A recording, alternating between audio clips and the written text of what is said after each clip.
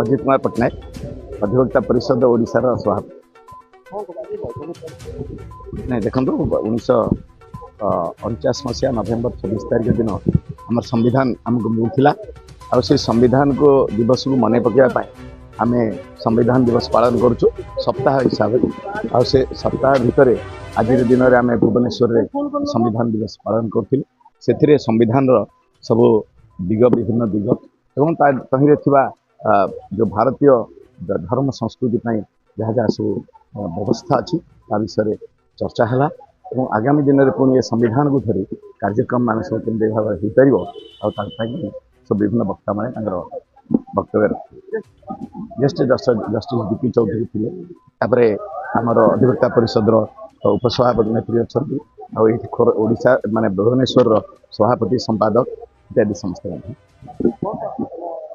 आलोचना ये संविधान संबंध संविधान किभली भाव में आमको मिलला संविधान केते परिवर्तन हो संविधान को लेकिन आम कौन कौन आगू पुणी कर सब सरोज कुमार नायक अधिवक्ता परिषद संपादक भुवनेश्वर।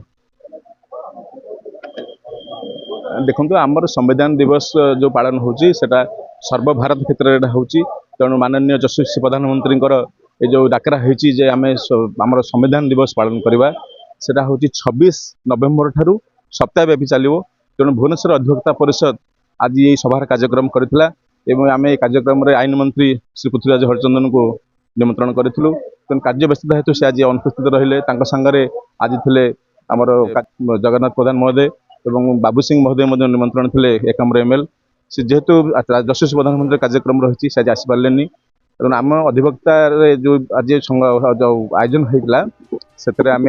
दुईटी कॉलेज स्टूडेंट मान को डाकिलु यूनिवर्सिटी लॉ कॉलेज एवं ता संगे थे आमर कैपिटल लॉ कॉलेज स्टूडेंट मान थे एवं भुवनेश्वर वकील संघ एवं लीगल सेल समस्त कर्मकर्ता लेकिन आम आज संविधान दिवस संविधान जो धारा सब वकील मैंने आडभोकेट मान पालनीय वकील मैंने जहाँ जहाँ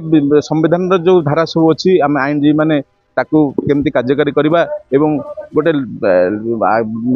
जो मैंने आईन वंचित होती जो न्याय पाइबार वंचित होती संविधान धारा हिसाब से फ्री लीगल सर्विस देवा यह तार लक्ष्य।